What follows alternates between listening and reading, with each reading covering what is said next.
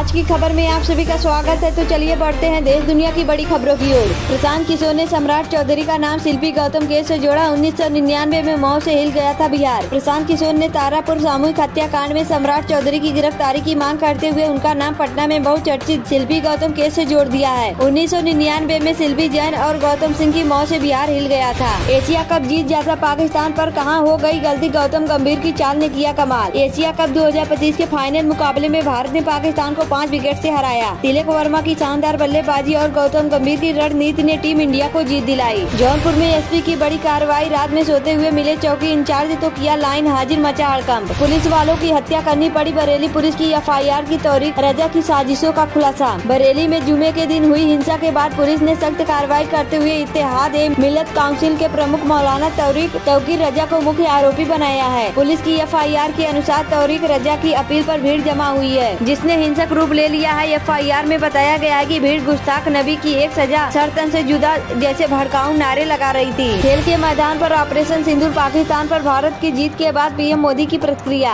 भारत ने रणभूमि के बाद क्रिकेट के मैदान पर भी अपना दम दिखाया और पाकिस्तान टीम को तीन बार टूर्नामेंट में पटखना दी, जिसमें खिताबी मुकाबला भी शामिल है। एशिया कप में भारत की जीत के बाद प्रधानमंत्री नरेंद्र मोदी ने भी प्रतिक्रिया दी है। जंग में यूक्रेन ने बदल दिया खेल, रूस की सबसे कमजोर नस पर किया वार, पुतिन का $100 अरब का साम्राज्य किया स्वाहा। खाना भी मुश्किल से मिल रहा है। लद्दाख में कर्फ्यू के बाद बिगड़े हालात, पर्यटन पूरी तरह से ठप। लद्दाख का पर्यटन उद्योग मुश्किलों से जूझ रहा है। लेह में हुए प्रदर्शन और सोनम वांगचुक की गिरफ्तारी के कारण स्थिति और भी खराब हो गई है। पहलगाम हमले के बाद पर्यटकों की संख्या में गिरावट आई थी, लेकिन हालिया प्रदर्शनों ने बुकिंग रद्द कर दी है। आइला मोहम्मद कैंपेन में सीएम योगी को थमाया बड़ा सियासी हथियार, विवाद जितना बढ़ेगा सपा को नुकसान करेगा। आइला मोहम्मद कैंपेन को लेकर सपा नेताओं के बयानों से माहौल गर्मा गया है। वहीं सीएम योगी को इससे और ताकत मिल रही है। वो मुखर होकर इस पर बयान दे रहे हैं, जबकि अखिलेश यादव इस मामले पर फिलहाल चुप है। बीजेपी कार्यालय किसी मंदिर से कम नहीं, दिल्ली में नए ऑफिस के उद्घाटन पर बोले पीएम मोदी। दिल्ली बीजेपी इकाई को अपना नया ऑफिस मिल गया है। सोमवार को पीएम मोदी ने इसका उद्घाटन किया है। इस मौके पर उन्होंने दिल्ली में बीजेपी की यात्रा का भी जिक्र किया है। भारत पर 50% टैरिफ से अमेरिका का मिनी इंडिया हल्कान, दीपावली से पहले भारतीय स्टोर खाली पड़े। अमेरिका में भारतीय नागरिक परेशान है। ट्रंप प्रशासन के भारत के खिलाफ 50% टैरिफ लगाने से अमेरिका में भारतीय सामान महंगे हो गए हैं। इससे भारतीय सामानों से भी भरी दुकानें खाली हैं। बिहार में बीजेपी का बड़ा फैसला, 19 नेताओं की बनाई खास टीम, महाराष्ट्र के भी नेता शामिल। बिहार विधानसभा चुनाव के लिए बीजेपी ने 19 नेताओं की प्रदेश चुनाव समिति गठित की है। इस समिति में 15 सदस्य, 1 पदेन सदस्य और 3 विशेष आमंत्रित सदस्य शामिल हैं। दिल्ली में रफ्तार का कहर खत्म हो गई, 3 पीढ़ियां घर आए बाप बेटे और पोते के शव। दिल्ली के जहांगीरपुरी इलाके में रविवार देर रात एक दर्दनाक सड़क हादसा हुआ। हादसे में एक ही परिवार के 3 लोगों की मौके पर ही मौत हो गई। अज्ञात वाहन ने उनकी बाइक को टक्कर मारती। मृतकों की पहचान शाहिद, उनके बेटे फैज और पोते हमजा के रूप में हुई है। हादसे के बाद आरोपी वाहन चालक फरार हो गया है। पुलिस ने मामला दर्ज कर सीसीटीवी फुटेज के आधार पर जांच शुरू कर दी है। टैरिफ टेंशन और रुपए की गिरावट के बीच आई खुशखबरी, सरकार को इसी का था इंतजार। क्यों ऑस्ट्रेलिया में पढ़ाई के लिए जा रहे हैं भारत, आखिर वहाँ क्या है खास? भारत से अब बड़ी संख्या में लोग ऑस्ट्रेलिया पढ़ाई के लिए जा रहे हैं। ऐसे में सवाल यह है कि आखिर ऑस्ट्रेलिया में क्या खास है जिस वजह से लोग उधर पढ़ने के लिए जा रहे हैं। पिता ने खाई से नीचे फेंक दिया बेटा, माँ बनाती रही वीडियो, कहा मैं एक अच्छा बाप हूँ। रूसी विदेश मंत्री बोले भारत अपने सहयोगी खुद चुनता है, अमेरिका को व्यापार बढ़ाना है तो उससे बात करे, हमारे रिश्ते बहुत अच्छे हैं। पीएम मोदी भी तो चीन गए थे। सोनम वांगचुक पर पाकिस्तानी लिंक के आरोप पर भड़की पत्नी। सोनम वांगचुक की पत्नी गीतांजलि ने कहा कि पिछले दिनों पीएम मोदी भी तो चीन गए थे।